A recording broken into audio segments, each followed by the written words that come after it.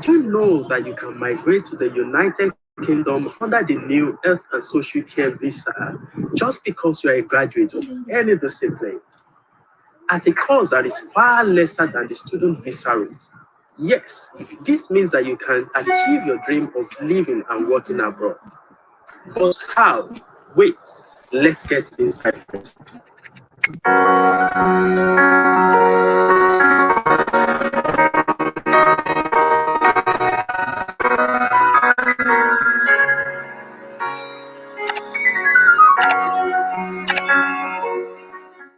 Hello and welcome to my channel. My name is Bemika Peter Olubayo.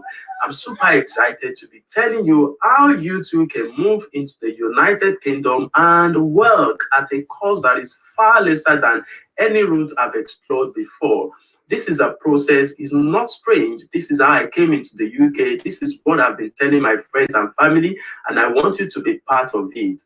You will be doing me a great lot of good if you subscribe to this channel, share this video, like and comment as well. All I can see is light at the end of your tunnel, and I'm glad to be part of that success story. Let's start. Good news! In December 2020, the UK government added nursing assistant, nursing associate, and senior healthcare worker into the shortage occupational list. Meanwhile, shortly before then, they already introduced the Health and Care Worker Visa, which is a new scheme to enable the UK government to recruit best hand from any country as quick as possible. In fact, as quick as 3 weeks. What these two schemes mean for you is that you, as a graduate of any university or polytechnic and even any discipline, can now come, live, and work in the UK. Just like nurses and doctors and every other healthcare professional which were previously on the shortage occupational list. And the good thing about this is that you are going to be sponsored by an employer. Interestingly, all you need for this process are not far-fetched.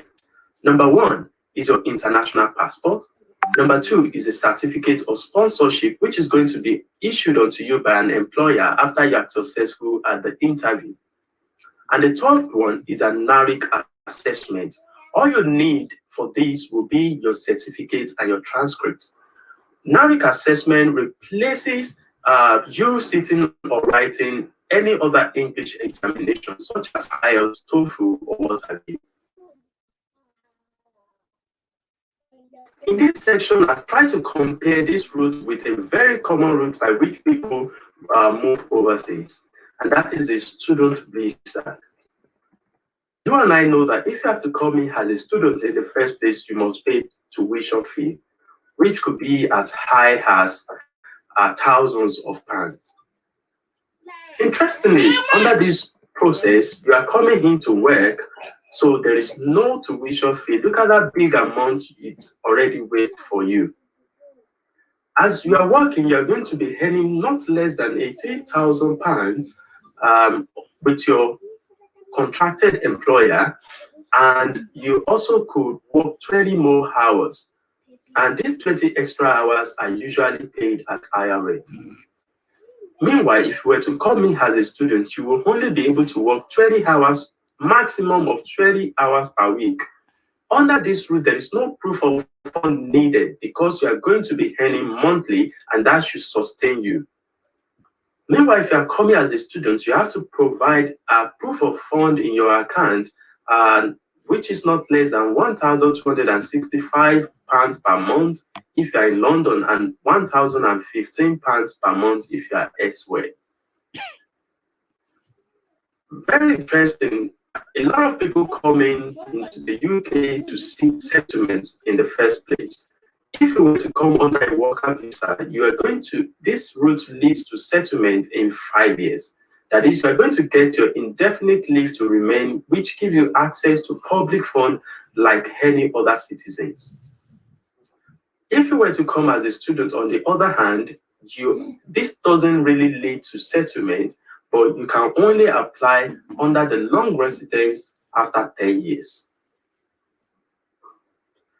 I'm sure I've mentioned that under this route, because you are coming in as band 2, band 3, or band 4 healthcare worker, you don't need a proof of English language, as it were, by writing English exam. Your certificate and your transcript would have been enough under the NARIC assessment. If you were to come under student visa, a lot of universities will require you to write IELTS. There are few of them anyway where that does not require that. There's reduced visa fee for this route, is around 345 or thereabout, which is a bit higher for the student visa. Needless to say, you can arrive any time of the year. It's not subject to any academic year. And lastly, you can have faster visa decision. The UK government is looking at offering eligible people visa in 3 weeks. The way the world works has changed. At Topcoder, we are proud to be paving the way.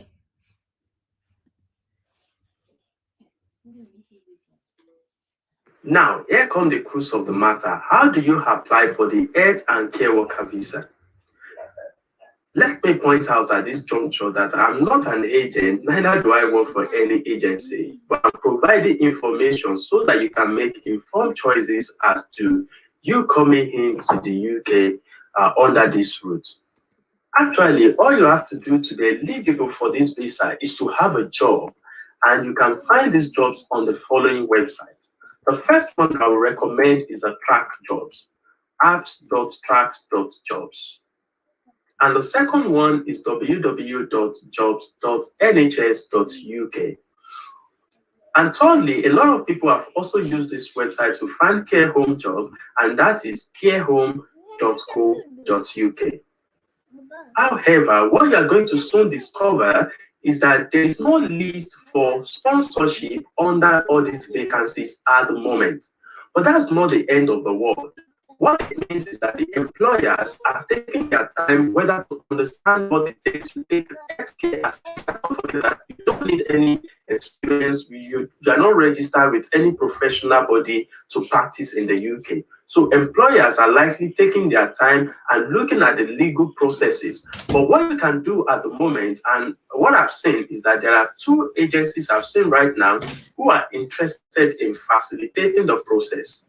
So what that also implies is that once the employer are not ready to sponsor certain parts of the process, you might have to pay a certain amount of money.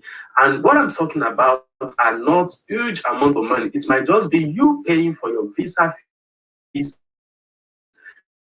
for your accommodation when you land, and you're paying for your flights. These are things you would have paid for if you were to come under any other route, such as the student visa.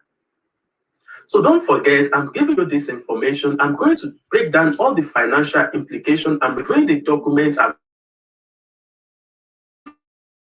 2 agencies that are interested in facilitating your process at the moment. Next week, Friday, I'm going to make that available for you. You need to look out for that video. All right. Up until then, just know that I'm quite interested to be part of your